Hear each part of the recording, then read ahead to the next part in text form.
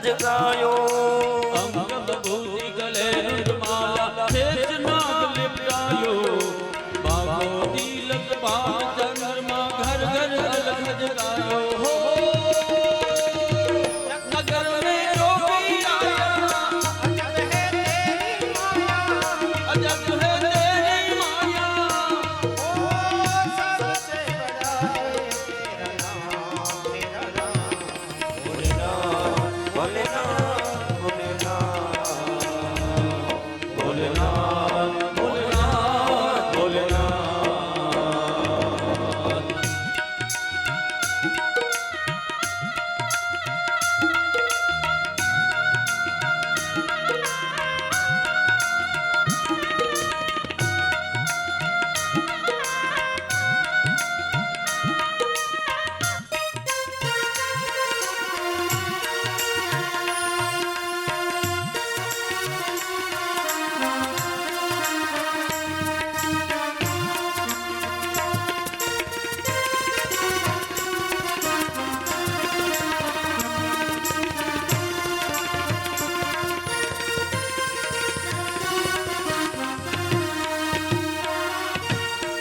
माया जसोदा जी कंचन थाल लઈને આવ્યા ભગવાન શિવજી કે મૈયા તું આ બધું હું લઈ આવી તો કે આમાં મારા શ્રી હોના મોતી ઝવેરાતો ને હીરાના બધું છે તો કે દેવી આ તો મારી એક ચોપટી ભભૂત છે ને એમાં આવા તો કેટલાય ખજાના ઊભા કરું મારે આમાંથી કાંઈ નથી જોતું મારે તો તારા લાલાના દર્શન કરવા છે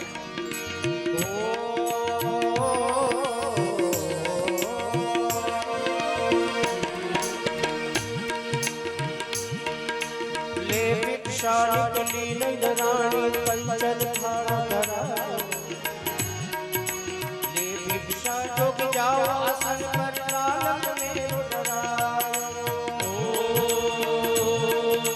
ना चाहिए तेरी दौलत दुनिया और न कंचन माया આજે अपने लाल का दर्श करा दे मैं दर्शन को पाया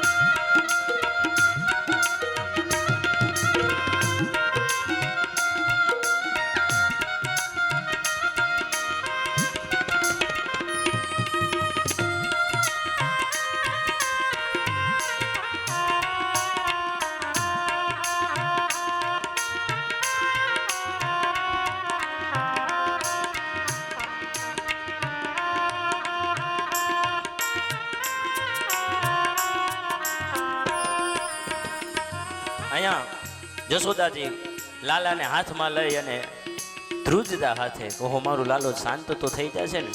આવું વિકરાળ રૂપ જોઈને લાલાને કદાચ વધારે તો રડશે નહીં ને. અને જશોદા જેવી લાલાને હાથમાં લઈને આવે અને ભગવાન શિવજીના હાથની અંદર એ અર્પણ કરે. શિવજીના હાથની અંદર લાલાને જોઈને શિવજીની નજર અને લાલાની નજર એકબીજા ઉપર ગઈ અને શિવજી તો સમાધિસ્થ થઈ ગયા અને અહીંયા લાલો રડતો બંધ થઈ ગયો. હવે શિવજી તો સમાધિની અંદર આવી ગયા. હવે શિવજીને પાછા જગાડવા જોઈએ ને એટલા આનંદિત છે અને એની સમાધિમાંથી જગાડવાની પ્રયત્ન છે.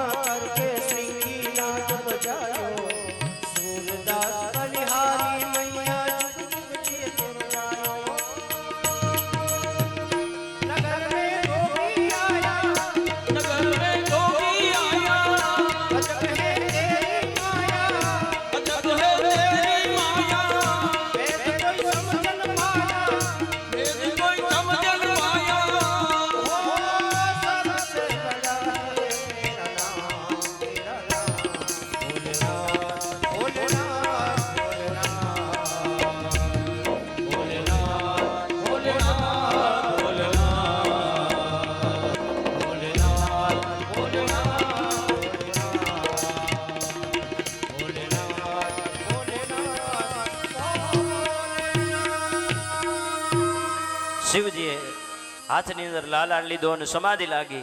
સમાધિ લાગતાની સાથે ફરી કૃષ્ણ ભગવાન લાલાના રૂપની અંદર થોડું રોદન કર્યું અને એની સમાધિનો ભંગ કરી અને ભગવાન શિવજી સમજી ગયા. લાલાની 7 પ્રદક્ષિણા કરી અને ફરીથી પોતે પોતાના ધામની અંદર જાય છે. ધામની અંદર સીધાવી ભગવાન લાલજી કનૈયાજી અહીંયા પોતે શાંત થયા છે. આપણી કથાની અંદર અમારા સદગુરુ સ્વરૂપ એવા દાદા પધાર્યા છે. તો એમને પ્રાર્થના કે આ આમંત્રણને માન આવીને અહીંયા પધાર્યા છે. તો પરિવાર વતી એમને જય શ્રી કૃષ્ણ.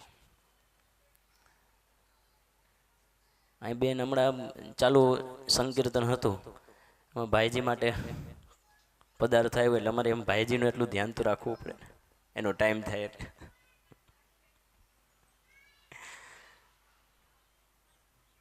અહીંયા ભગવાન લાલજી મહારાજ પોતે શાંત થયા છે. ફરીથી નંદરાજના ઘરની અંદર ખૂબ આનંદ છે, કિલોલ છે.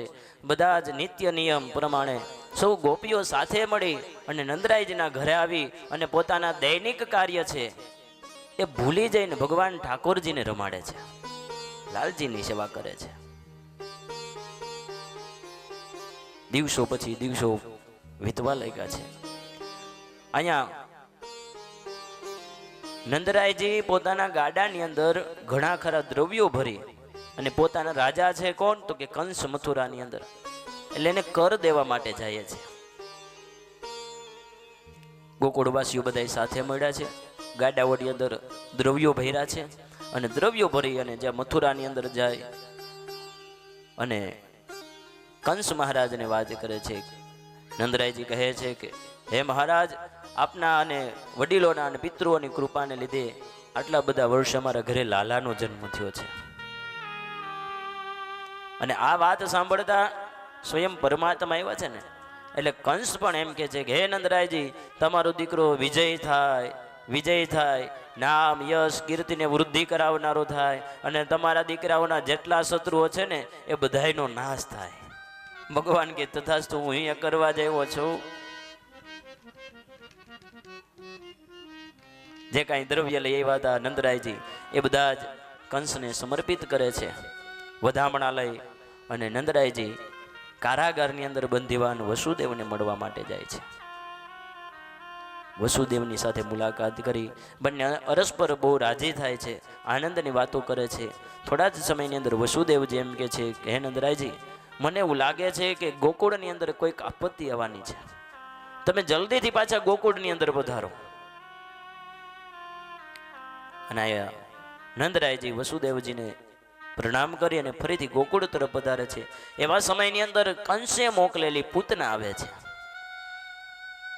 પૂ એટલે કે જે પવિત્ર નથી તે, અને નાશ એટલે કે જેનો નાશ કરે છે. આવી પૂતના એ ગોકુળની અંદર આવે છે. દાંભિક સ્ત્રીનું રૂપ ધારણ કર્યું છે.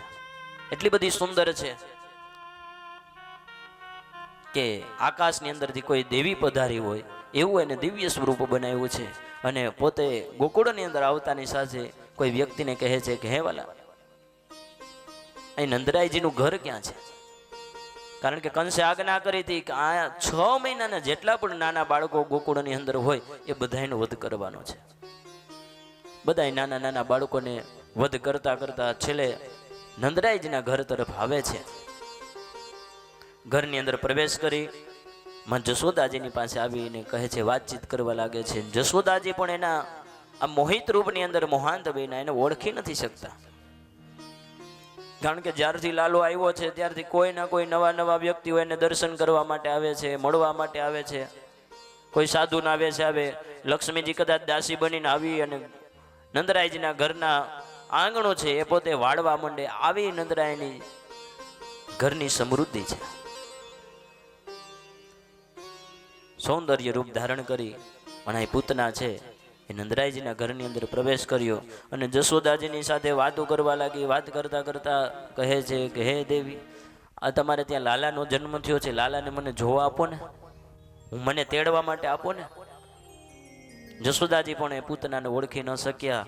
લાલાના સ્વરૂપને દેહને છે એ પૂતનાના હાથની અંદર સમર્પિત કરે છે. હાથની અંદર લાલો આવતાની સાથે જ પોતે પોતાનું જે કાંઈ સ્વરૂપ છે એ સ્વરૂપ બદલવા લાગી છે. અને અહીંયા જેવો લાલો પૂતનાના હાથની અંદર આવે છે ને, લાલાએ પોતાની બંને આંખો બંધ કરી દે છે. આ ભાગવતજી કેટલા વિશાળ છે, અથવા તો એના શ્લોકોને સમજવા માટે આ મહાપુરુષોએ કેટલો આનંદ આની અંદર રેડવાય છે. ખાલી પૂતનાના હાથની અંદર ઠાકોરજી આવે છે તો સંતોએ ખાલી આંખ બંધવાના એટલા બધા વાતો અને એટલા બધા માર્મિક વચનો કહ્યા છે.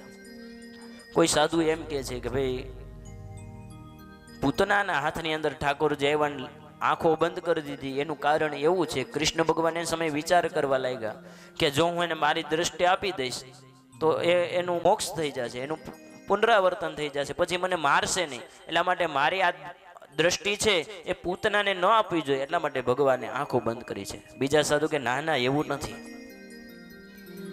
લાલાએ આંખો એટલા માટે બંધ કરી છે કે એ સમયે લાલો વિચાર કરે છે કે જે આ પૂતના થન ઉપર કાલકૂટ નામનું વિષ ચોપડીને આવી છે, હવે ઝેર પચાવવાની તો મને કોઈ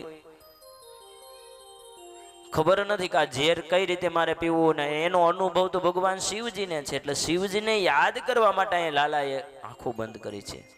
કોઈ સાધુ પુરુષ કે ના ના, એવું નથી વાલા. લાલાએ એટલા માટે આંખો બંધ કરી કે એમ વિચારે છે કે સૌની પ્રથમ આ એક સ્ત્રી નામની રાક્ષસી આવી અને એને જ મારે મારવાનો વારો આવ્યો. એ સ્ત્રી કોણ છે એ વિચારવા માટે થઈને લાલાએ આંખો બંધ કરી. મહાપુરુષો તો આ ભાગવત શાસ્ત્રની અંદર એટલા બધા ઓતપ્રોત થઈને પોતાના દિવ્ય મર્મો છે એ પોતે શોધી રહ્યા છે. કારણ કે એ પૂતના છે એ પૂર્વ જન્મની અંદર બલિરાજાની દીકરી હતી. આપણે આગળની કથાની અંદર જોયું ને, રત્નમાલા. અને રત્નમાલા જ્યારે વામન સ્વરૂપે ભગવાનના દર્શન કર્યા ત્યારે એના મનમાં એવો વિચાર આવ્યો કે આવો બાળક મારી પાસે હોય અને હું સ્તનપાન કરાવું તો ભગવાન કે તારી ઈચ્છા પૂરી થશે. અને એ જ વામનમાંથી જ્યારે ભગવાન વિરાટ થયા ત્યારે પાછું એ જ રત્નમાલાના મનની અંદર એવો વિચાર આવે છે કે આવા દીકરાને તો મારા થન ઉપર કાલકૂટ નામનું વિષ ચોપડીને મારી દઉં. ભગવાન કે જા તથાસ્તુ, તારી ઈચ્છા એ પૂરી થશે.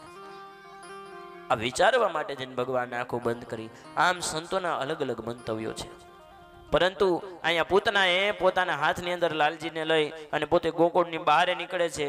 બહાર નીકળીને પોતાના થન ઉપર લગાવેલું કાલકૂટ નામનું વિષ જે ચોપડું છે એના દ્વારા લાલાના મુખની અંદર એ થન આપી અને એને નાશ પમાડવા માટે જાય. પરંતુ ઠાકોરજીએ એ થનની અંદર રહેલું જે કાંઈ વિષ છે એ વિષ તો પી ગયા, પણ ધીરે ધીરે એના પ્રાણને પણ ચૂસવા લાગ્યા છે ભગવાન. અને અહીંયા પૂતના પોતાના વિકરાળ રૂપની અંદર આવી જાય છે અને મુચ્યતામ હે લાલા મને છોડી દે, હે લાલા મને છોડી દે.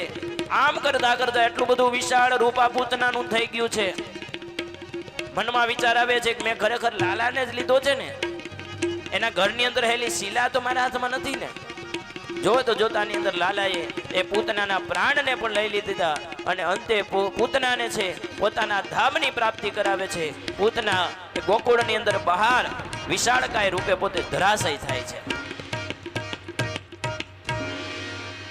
અહીંયા નંદરાયજીના ઘરની અંદર ખબર પડે છે જશોદાને કે અહીંયા તો લાલો નથી. આખા ગોકુળ ગામને ખબર પડી ગઈ કે લાલો ક્યાં છે ક્યાં છે. જોતાની અંદર ગોકુળ વાળા બધા ભેગા થઈ અને જોવે છે તો આ મહાકાય પૂતના પોતે રાક્ષસી પડેલી છે અને રાક્ષસીના દેહની ઉપર આ લાલજી મહારાજ પોતે રમે છે. લાલાને જોઈ અને જશોદાજીએ લાલાને તો ઉચકી લીધો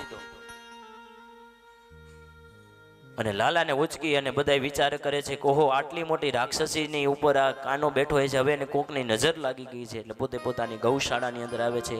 ગાયોના પૂંછડા છે એ લાલજી મહારાજની ઉપર 7 વખત ઉતારે છે. ગૌમૂત્રથી એની ઉપર સ્નાન કરાવે છે, એની ઉપર છાંટે છે, ગૌરજ એની ઉપર પધરાવે છે અને આમ લાલાને પાછી વિશુદ્ધ બનાવે છે. અહીંયા જે પૂતના હતી એવું શાસ્ત્રની અંદર કીધું છે કે લે બે ગતિમ ધા શ્રુતિધામ તતુન્યામ. ભગવાને એને પણ પોતાના ધામની પ્રાપ્તિ કરાવી છે. કેવી પ્રાપ્તિ કે જે ધામમાં માં જશોદા જવાના છે ને એવા દિવ્ય ધામની પ્રાપ્તિ આ પૂતનાને કરાવી છે. એટલા માટે શાસ્ત્રમાં શ્લોકની અંદર કહ્યું છે ભાગવતજીની અંદર હરિઓમ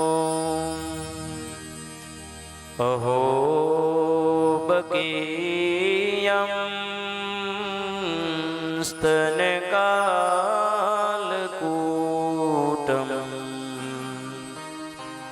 જિગાંસયા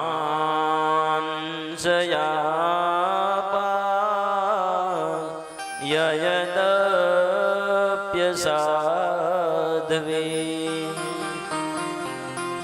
લેભે ગતિમ ધૃતિતાં તતુન્યં કં વાદયાલું શરણં વ્રજેમા કં વાદયાલું શરણં વ્રજેમા. જેવી માં જશોદાને ગતિ આપી એવી આ પૂતનાને ગતિ પ્રાપ્ત કરાવી છે. લાલાને ગોકુળની અંદર રમાડતા રમાડતા દિવસો પછી સમય પસાર થાય છે. અહીંયા લાલો કાંઈક એવી નવી ચેષ્ટા કરે ને આખું ગોકુળ ગામ એની ચેષ્ટાને વધાવી અને એનો ઉત્સવ મનાવે છે.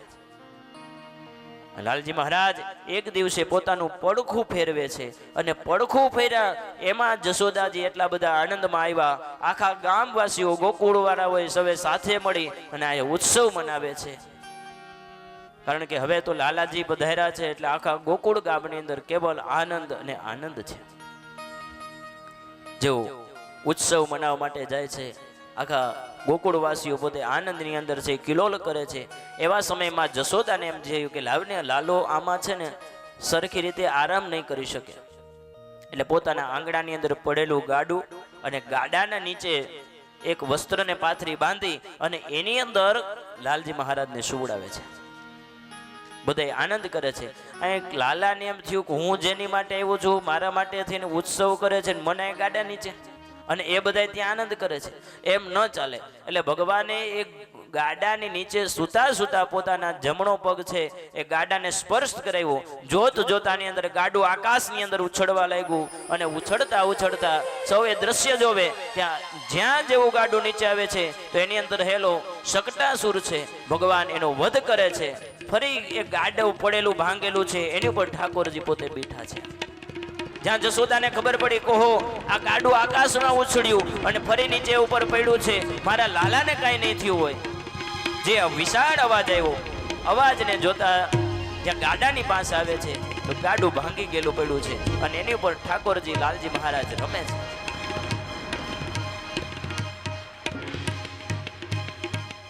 રમતા ઠાકોરજીને જોઈ વરી જશોદાજીને એમ થયું કે ઓહો મારા લાલાને લાગ્યું નહીં હોય ને. વરી લાલાને હાથમાં લઈ એને રમાડે છે. એને પાછી કાંઈ કોઈની નજર લાગી હોય તે બધી ઉતારવાની ક્રિયાઓ કરે છે અને સૌ સાથે મળી અને લાલાને રમાડે છે. આમ કરતાની સાથે જ સમય વીતવા લાગ્યો. ગોકુળની અંદર આનંદ ને આનંદ છે. એની અંદર એક વંટોળિયાના રૂપની અંદર તૃણાવર્ત નામનો એક રાક્ષસ આવે છે. જ્યાં લાલજી મહારાજ ઘોડિયાની અંદર સૂતા છે, ઘોડિયાની અંદરથી એ વંટોળિયાએ લાલજી મહારાજને ઉઠાવી આકાશ માર્ગની અંદર લઈ જાય છે. જોતાની અંદર આકાશમાં તો ભગવાન શ્રી હરિને લઈ ગયો, પણ ભગવાને પોતાનું વજન એટલું બધું વધાર્યું. અહીંયા વંટોળિયાના રૂપની અંદર રહેલો તૃણાવર્ત વિચારવા લાગ્યો કે ખરેખર આ લાલો જ બાળક જ મારા હાથમાં છે ને, એનું આટલું બધું વજન ન હોઈ શકે. જોતાની અંદર ભગવાને એ તૃણાવર્તનો પણ ઉદ્ધાર કરે છે. આ બધા અસુરો છે એ શું છે? તો કોઈ અભિમાન છે, કોઈ દેહાધ્યાસ છે, કોઈ પાપ છે.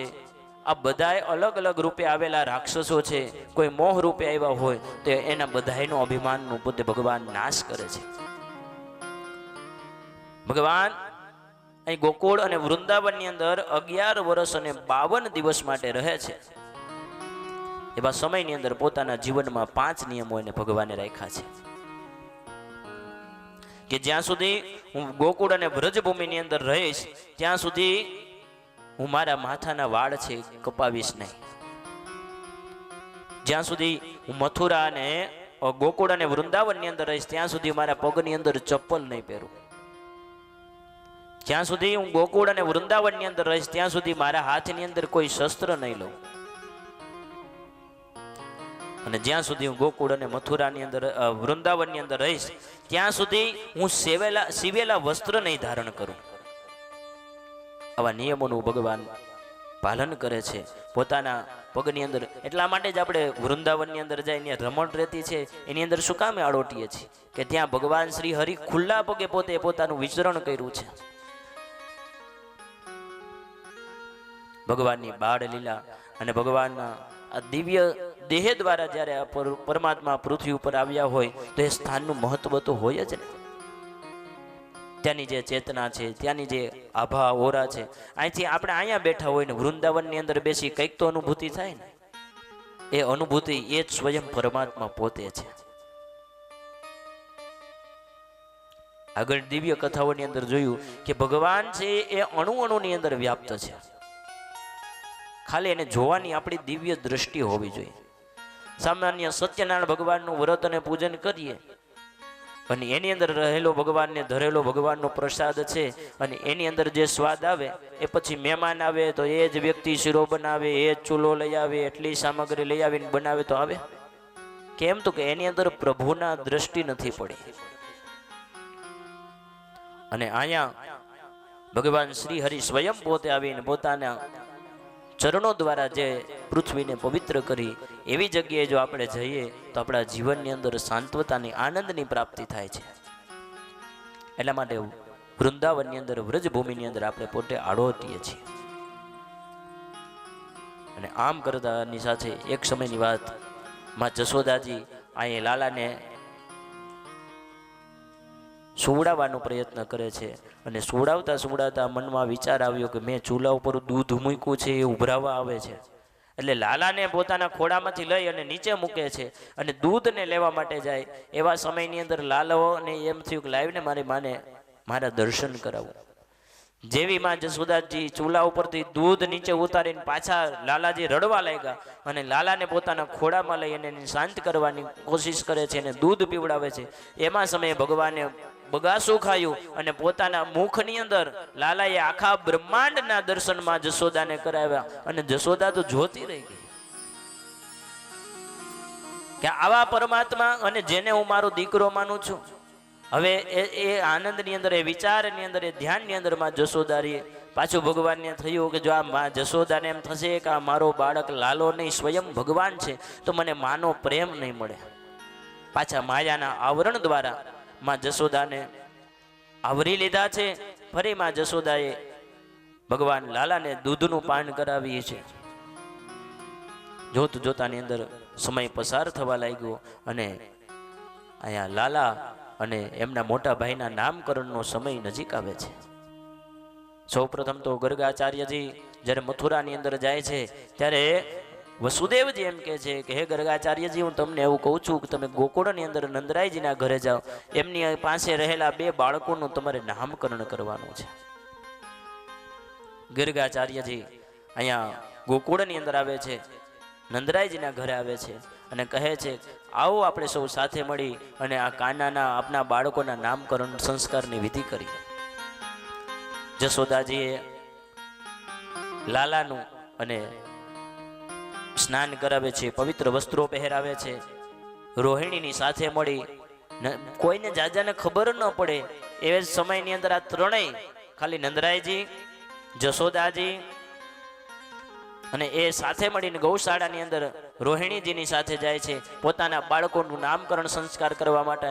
અહીં ગર્ગાચાર્યજી ભગવાનનું વિધિવત ગણેશજીનું પૂજન કર્યું છે, કુલદેવીજીનું પૂજન કર્યું છે, સ્વસ્તિ પુણ્યા વાચન કર્યું છે. હવે નામકરણનો સમય નજીક આવે છે. હવે ખરેખર આમાં એક દ્રશ્ય એવું સર્જાણું છે કે લાલો છે એ રોહિણીના ગોદની અંદર છે અને બલરામજી છે એ જસોદાના ગોદની અંદર છે.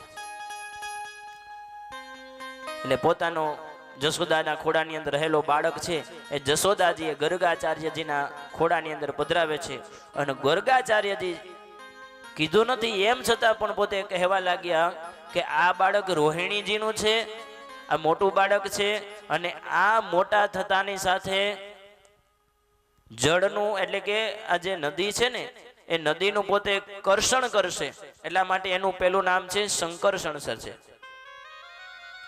બીજું આ બાળકની અંદર વધારે બળ આવશે, બલિષ્ઠ આ બાળક છે એટલા માટે એનું એક નામ છે બલરામ થશે.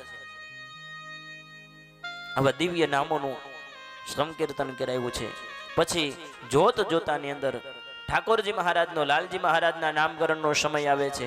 ઠાકોરજી મહારાજને પોતાની ગોદની અંદર ગર્ગાચાર્યએ પધરાવી અને પોતે તો ખાલી લાલાના દર્શન કરતાની સાથે પોતે ધ્યાનની અંદર આવી જાય છે. 1 મિનિટ, 2 મિનિટ, 5, 10 મિનિટ આમ પસાર થઈ ગઈ. અહીં ગર્ગાચાર્ય કેવલ આંખ બંધ કરી અને લાલાના નામકરણ માટે થઈને પોતે ધ્યાનમાં આવી ગયા છે.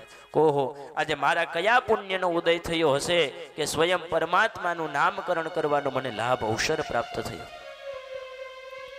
વિચારવા લાગ્યા અને માં જસોદાજી કહે, હે ગર્ગાચાર્યજી, તમે કાંઈક તો મારા લાલાનું નામ પાડો, આ તમે ધ્યાનમાં બેસી ગયા છો. ત્યારે ગર્ગાચાર્યજી કહે છે કે હે દેવી, હું તમારા બાળકનું શું નામ પાડું? પરંતુ એક કૃષ્ણ પક્ષની અંદર એમનો જન્મ થયો છે, રાતની અંદર જન્મ થયો છે, એટલા માટે એક નામ એનું કૃષ્ણ રાખું છું. પોતે સ્વરૂપની અંદર પણ કૃષ્ણ વર્ણ છે એટલે એનું નામ છે કૃષ્ણ.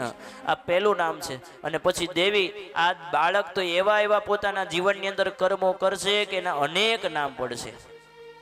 જ્યારે રણને છોડશે ત્યારે એનું નામ રણછોડ પડશે, જ્યારે દ્વારકાની અંદર જાય ત્યારે દ્વારકાધીશ થશે, વૃંદાવનની અંદર જાય તો વૃંદાવન વિહારી થશે. એમ હરિ તારા નામ 1000 પડશે. અને એ હરિના નામ પાડવા માટે થઈને આપણે સૌ ભેગા થયા અને અહીંયા નામકરણની અંદર એનો ઉત્સવ થાય છે. હરિ તારા નામ સે 1000 કિયા નામ લખવી કંગો.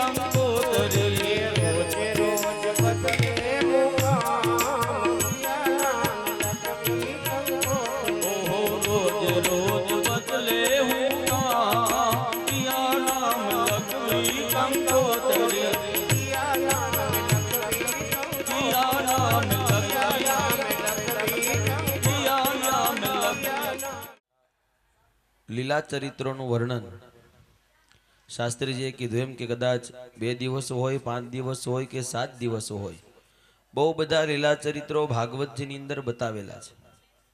પણ જે મુખ્ય ચરિત્ર છે અને આ મુખ્ય ચરિત્રનો જે આધ્યાત્મિક અર્થ છે એ સમજાવી અને કથાની પૂર્ણાહુતિ સુધી પહોંચવાનું હોય છે.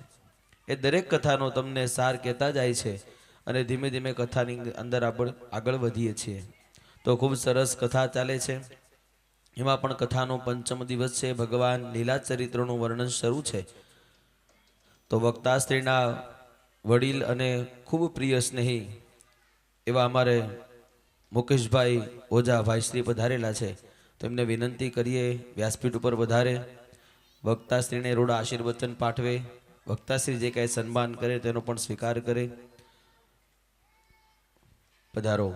અમારે ભાઈશ્રી મુકેશભાઈ ઓઝા ખૂબ સારા એવા ભાગવત કથાકાર છે, અમારા વડીલ છે. અને આજે આમ તો હાજરી તો ન કહી શકાય પણ સારા આશીર્વાદ દેવા માટે આવ્યા છે. ખૂબ જોરદાર તાલીઓથી વધાવો. પધારો.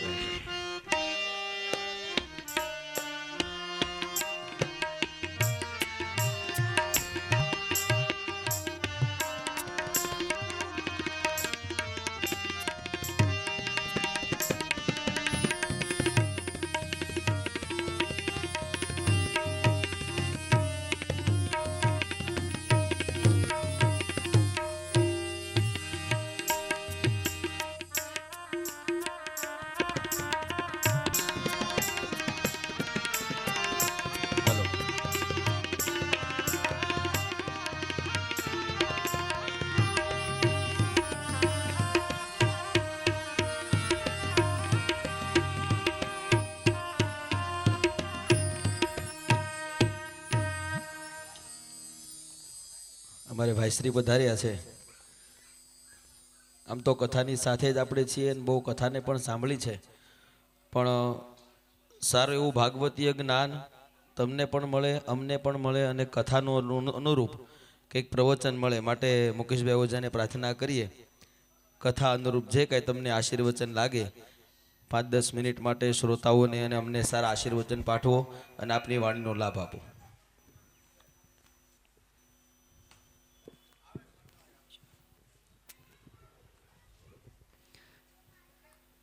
श्री द्वारिकाधीश की जय।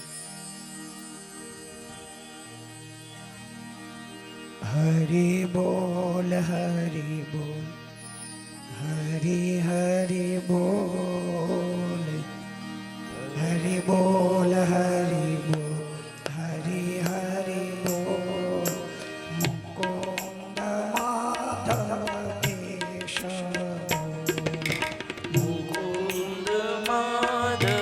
केशव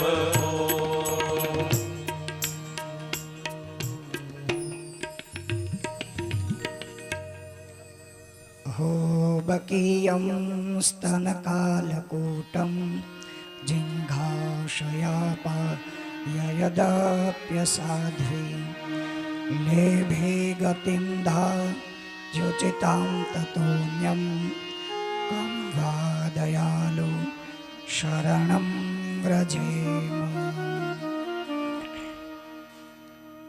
अक्षर विग्रह एवा स्वरूप भगवानનું ભાગવતજીના ચરણોમાં પ્રણામ. અને જેના પવિત્ર મુખથી આપણે બધા જ ભગવત કથાનું શ્રવણ કરી રહ્યા છીએ એવા મારા પરમ સ્નેહી અને અંતરંગ સખા કહું તોય ખોટું નહીં એવા મનીષભાઈના ચરણોમાં મારા સાદર પ્રણામ. વિશાલભાઈ, અશ્વિનભાઈ અને તમામ સંગીતના આરાધકો, તમારા બધાયના હૃદયમાં રહેલ પ્રભુ મૂર્તિને તમને બધાયને મારા પ્રણામ. મારી સાથે પધારેલા મારા પ્રમુખ તેજસભાઈને મારા સાદર પ્રણામ અને ભગવાનની કથા શ્રવણ કરી રહેલા વહાલા શ્રોતાઓના ચરણોમાં મારા સાદર પ્રણામ. ભાગવતજીના સાનિધ્યમાં આપણે બધા જ હરિગુણાનુવાદ કરી હરિની સન્મુખ જવા માટે થઈ આપણે બધા ભેગા થયા છીએ. તો ભાગવતજીના 4 શબ્દ છે. પહેલો શબ્દ છે ભાગ, જે મારા અને તમારા ભાગ્યનો ઉદય કરે છે. બીજો શબ્દ છે ગ, એટલે મારા અને તમારા ગર્વનું જે ખંડન કરે છે એવી ભગવાનની કથા. વ, એટલે મારા અને તમારા વચ્ચે જે વૈમનસ્ય હોય, મતભેદ હોય, એને દૂર કરવાનું કામ કોઈ કરે તો એ ભાગવત છે. ને છેલ્લે ત, ભાગવત. ત એટલે કે મને તમને 3 કલાક બેસાડી અને જે તપશ્ચર્યા કરાવે એવો કોઈ ગ્રંથ છે તો એ ભાગવત છે. એવા ભાગવતજીના સાનિધ્યમાં આપણે બધા જ બેઠા છીએ અને ભગવાનની બાળ લીલાઓ ચાલે છે. એટલી કહેવાની ઈચ્છા થાય. યાદ રાખજો, ભગવાન પોતે મનુષ્યનું શરીર ધારણ કરી અને માણસને ધરતી ઉપર કેમ જીવવું એના માટે બ્રહ્માંડનો નાયક પોતે તે માણસ બનીને આવે છે. બસ આપણે બધા માણસ સાચા બની જઈએ તો મારું ને તમારું જીવન ચરિતાર્થ થઈ જશે. એ કહેવા માટે ભગવાન પોતે લીલા કરે છે. પ્રેક્ટિકલ જ્ઞાન આપણને મળે એટલા માટે પોતે જે આખા જગતને ચલાવે, જેની કૃપાથી અપંગ માણસ ચાલતો થાય, એ પોતે યશોદાનો હાથ પકડી અને ચાલતા શીખે. એની દિવ્ય લીલાઓ મને તમને બધાયને પ્રભુ મગ્ન બનાવી દે છે. એની વાતો એટલે ભગવાનની કથા મને તમને મારી ને તમારી અંદર સુષુપ્ત ચેતનાઓ છે એને જગાડે છે અને એમ કહે છે જીવ તું એક એવો મારાથી છૂટો પડેલો અંશ છે. આ 84 લાખ યોનિમાં એક યોની એવી છે જે મુક્તિ પ્રદાન કરી શકે છે. પોતાનું કલ્યાણ જાતે કરી શકે એવી કોઈ યોની છે તો એ મનુષ્યનું શરીર છે. અને આપણે બધા મનુષ્ય બનીને ધરતી ઉપર અવતર્યા એ ભગવાનની કૃપા છે. એટલે હું વારંવાર કથાઓમાં કહું છું કે આ જગતમાં પહેલું માણસ બનાવીને ભગવાને મોકલા એ ધરતી ઉપરનું આપણું ઉત્તમમાં ઉત્તમ સ્વાગત છે. આનાથી બીજું કંઈ મોટું નથી. એવી ભગવાનની કથા જે મારા અને તમારા જીવનના થાક દૂર કરી દે અને પ્રભુમાં જોડી દે. યાદ રાખજો, કાદવને સૂકવવા માટે થઈ સૂર્યના તાપની જરૂર છે. લોખંડને વાળવા માટે થઈ અગ્નિના તાપની જરૂર છે. એ મારા અને તમારા મનને પ્રભુમાં જોડવા માટે પ્રભુની કથા જરૂરી છે. એ કથા જ ભગવાનમાં જોડી દેશે. આપણે યોગ, યજ્ઞ, જપ, તપ કંઈ નહીં કરીએ પણ 3 કલાક કથાને શ્રવણ કરશું.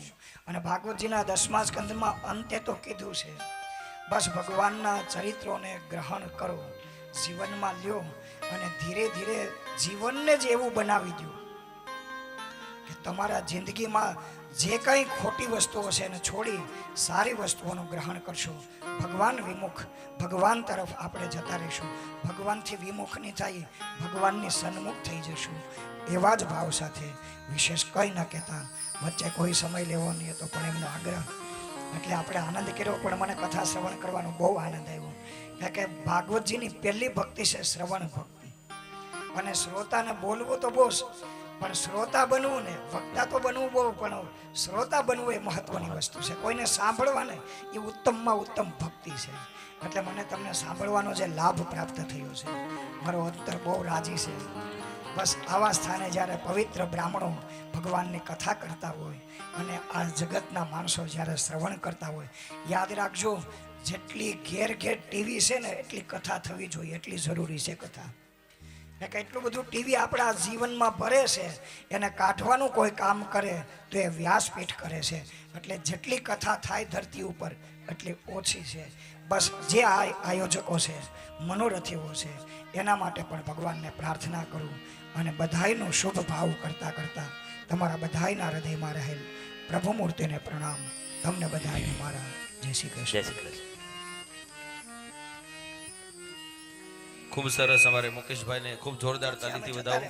કથા અનુરૂપ આપ સૌને જ્ઞાન આપ્યું અને આપણી કથાની અંદર અતિથિ વિશેષ બની અને પધાર્યા, સૌને આશીર્વચન આપ્યા. ખૂબ ખૂબ તેમનો આભાર. આવો ફરી વખત કથા તરફ આપણે જોડાઈએ. ભગવાનના લીલા ચરિત્રામૃતની આ કથા છે. ભગવાન પણ 56 ભોગ માટે ઉતાવળા થયા છે, ભક્તોય ઉતાવળા થયા છે, બધું ગોઠવી દીધું છે. આવો એ લીલા તરફ આપણે જઈએ અને ભગવાનની કથા તરફ આગળ પ્રવેશ કરીએ.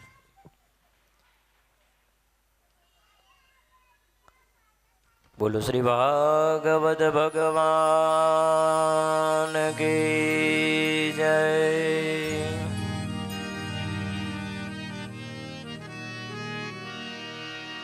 નમો સ્વનંદાય સહસ્રમૂર્તયે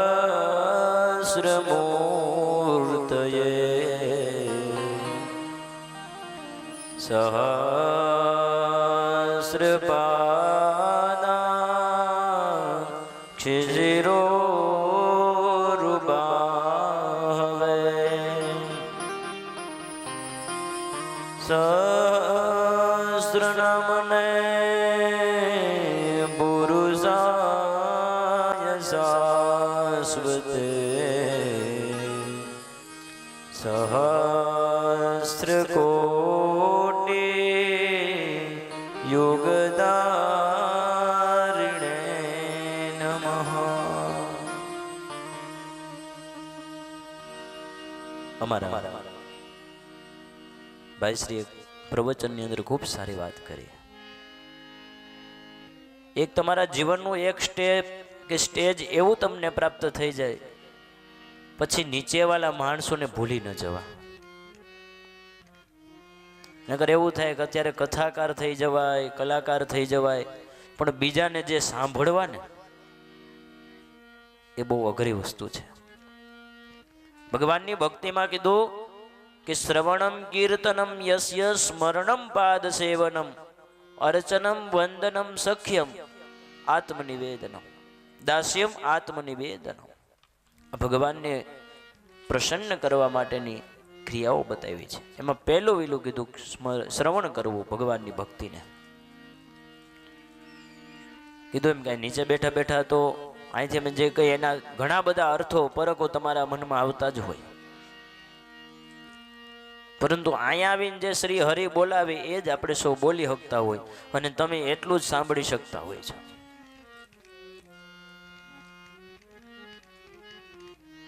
અને કથા દ્વારા એ જ શીખવાનું છે કે આપણા પોતાના સ્વાર્થને માટે થઈને બીજાને આપણે તકલીફ રૂપ ન થાય. ધીરે ધીરે ઠાકોરજી મોટા થાય ત્યાં મને એક વાત યાદ આવે. એ વાત કહું.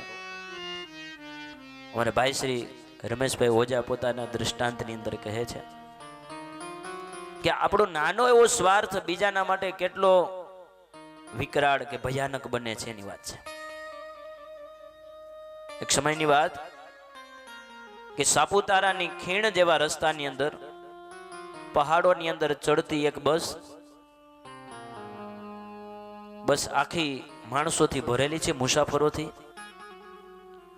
અને એમાં એક નવ દંપતી ગરીબ માણસો, પોતાના 2-3 નાના બાળકો છે, ઘણો બધો સામાન છે. ખીણોના રસ્તામાંથી પસાર થતી થતી એ બસ ઉપર ટોચ ઉપર પહોંચવાની તૈયારી છે. અને એ નવ દંપતીના બેને એ કંડક્ટરને વાત કરે છે કે ભાઈ, જો તમારી રસ્તામાં એક સ્ટોપ આવે છે ત્યાં ઊભા રાખો ને બસને, તો અમે ઘણો બધો સામાન છે, અમારે 2-3 નાના નાના છોકરાઓ છે, બાળકો, તો અમારે કેવું છે કે 1.5-2 કિલોમીટર પછી તમારું બસ સ્ટેન્ડ આવે ત્યાંથી પાછા આવવું નહીં. જો એટલે એટલી જો તમે કૃપા કરો તો અહીંયા બસને ઊભી રાખી દો.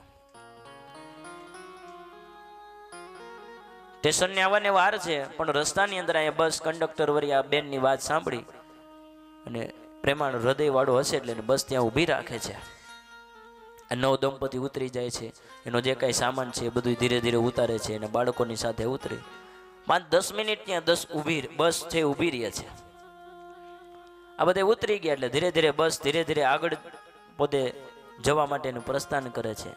અહીંયા જ્યાં હજી આ બે માણા પોતાનો સામાન લઈ લઈએ, માથે ચડાવી લઈએ અને બાળકોની આંગળી પકડી લઈએ ત્યાં થોડીક જ હજી બસ આગળ ગઈ હશે અને એવા સમયની અંદર એક બીજી એવી ઉપરથી એક શિલા પડે છે અને શિલા પડતા પડતા આ બસની સાથે અથડાય છે અને બસ એ ખીણની અંદર પડી જાય છે.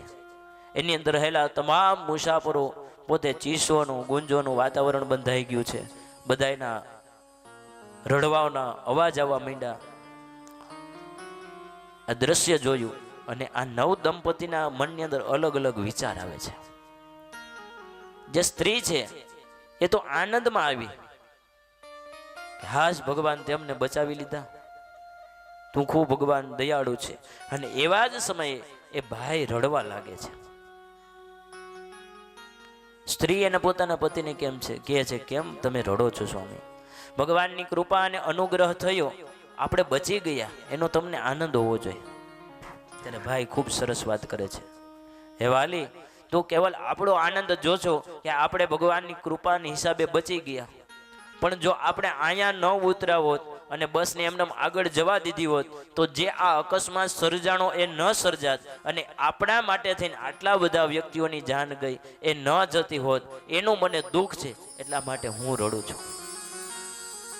આ દ્રષ્ટાંતનો ભાવાર્થ એવો છે કે એક નાના એવા સ્વાર્થને કારણે, પછી રાજજી હોય તોય ભલે, વૈયાસિક કોઈ સ્વાર્થ હોય તોય ભલે, પણ આટલા નાના સ્વાર્થથી થઈને સમાજને કંઈ નુકસાન તો નથી થતું ને, એ આપણે જોવાની વાત છે.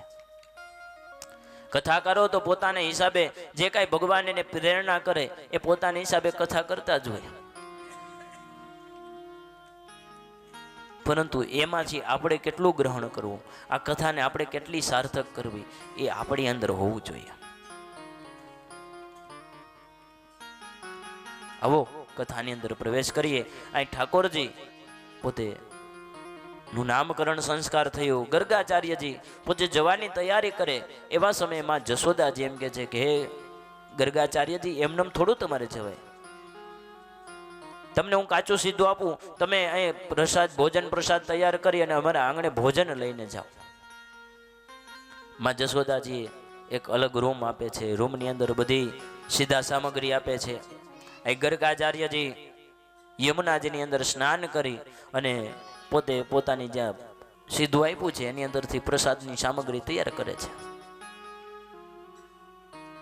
ગર્ગાચાર્યજી બધી જ પોતાના હિસાબે સીધા સામગ્રીમાંથી રસોઈ તૈયાર કરી દીધી, પકવાનો તૈયાર કર્યા અને પોતાના થાળની અંદર લઈ ભગવાનની સામે ધાડને ધરી અને ભગવાનને પ્રાર્થના કરે છે કે હે ઠાકોરજી, જે કાંઈ મેં આપના માટે પ્રસાદની સામગ્રી તૈયાર કરી છે એને તમે સ્વીકાર કરવા માટે, એને ગ્રહણ કરવા માટે પ્રભુ તમે પધારો.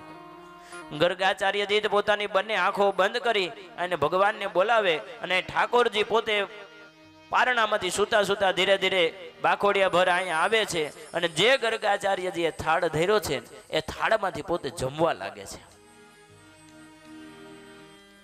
આ દ્રશ્ય જોયું, ગર્ગાચાર્યજી આંખ ખોલીને જોવે તો કે લાલો છે એ પોતે જમવા લાગે છે અને ગર્ગાચાર્યજી વળી જોરથી માં જશોદાને બોલાવે છે કે હે મૈયા જશોદા, તે તારા લાલાને એમને મૂકી દીધો છે, મેં જે કાંઈ ભગવાનને માટે જઈને થાળ ધર્યો એ બધું જૂઠો કરી દીધો, એને અપવિત્ર કરી દીધો છે.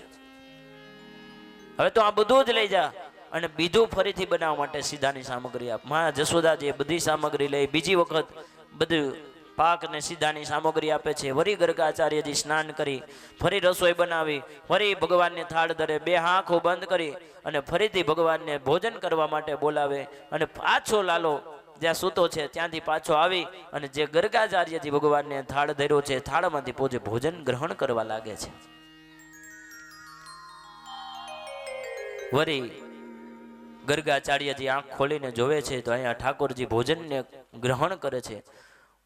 મનમાં એમ થયું કે ઓહો આ બીજી વખત ક્રિયા થઈ છે. લાલાની સામે જોઈને ભગવાનને પ્રાર્થના કરે છે કે હે ભગવાન આ શું થાય જાય છે મારી સામે. ત્યારે ઠાકોરજીના રૂપની અંદર લાલાજી કહે છે કે એક તો ગર્ગાચાર્યજી તમે મને બોલાવો છો જમવા માટે અને પાછા એમ કહો છો કે આ બધું અપવિત્ર થઈ ગયું, જૂઠું થઈ ગયું. તમે જેને બોલાવો છો એ બીજો કોઈ નહીં, હું પોતે જ છું. અને ગર્ગાચાર્ય ઠાકોરજીના દર્શન કરી અને પોતે જીવનની અંદર પાવન થયા છે. લાલો ગોકુળની અંદર કાનો છે, દિવ્ય દિવ્ય અલગ અલગ પોતાની લીલાઓ કરે છે. ધીરે ધીરે તો મહારાજ લાલજી મહારાજ મોટા થવા લાગ્યા. એક સમયની વાત, પોતાની માં જ્યાં માખણને વલોવે છે, છાશને વલોવે છે, દહીંને, એવા સમયે ત્યાં ઠાકોરજી આવી અને ગોળીની અંદર જે કાંઈ દૂધ અને માખણ છે ને એને પથ્થર મારી અને એને ફોડી નાખે છે. આખા જશોદાજીના આંગણાની અંદર દહીં દહીં દહીં અને એની અંદર ભગવાન ઠાકોરજી આરોટવા લાગ્યા. આ દ્રશ્યને જોઈ અને જશોદાજી પણ ખૂબ ગુસ્સે થયા. ઠાકોરજીને લઈ અને ફરીથી યમુનાજીની અંદર એને સ્નાન કરાવે છે, ગંગાજળથી એને સ્નાન કરાવે છે, ગોયોના દૂધથી એની ઉપર અભિષેક કરી એની પૂજા કરે છે, જેને શાસ્ત્રની અંદર અને વૈષ્ણવ ધર્મની અંદર માનસી પૂજા કીધી. અને આવો આપણે માનસી પૂજાનું સ્મરણ કરીએ. ને સ્મરણ અને પૂજનની અંદર કીધું કે યમુના જળની અંદર કેસર ઘોળી અને ભગવાનને સ્નાન કરાવે. આવો આપણે પણ ભગવાનની દિવ્ય ઝાંખીની માનસી પૂજા કરીએ.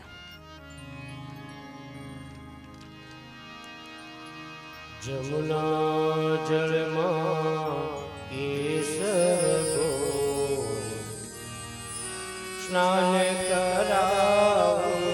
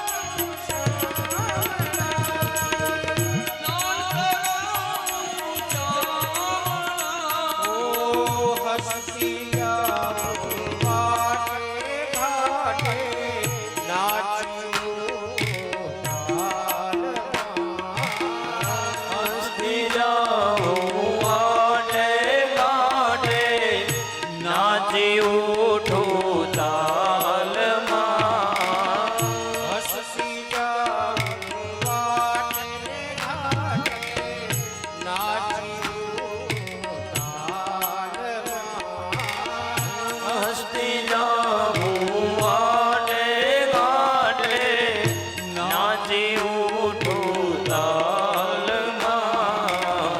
નજર લાગે શ્યામ સુંદરને નજર ન લાગે શ્યામ સુંદરને ટપક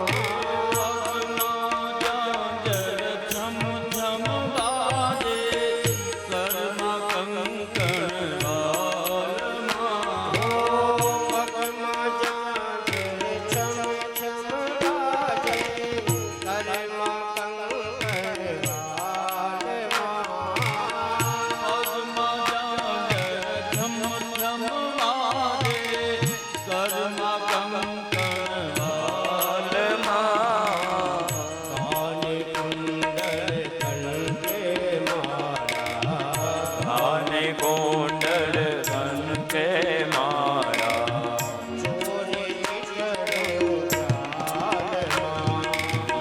ચોરે ચિતડું ચાલમાં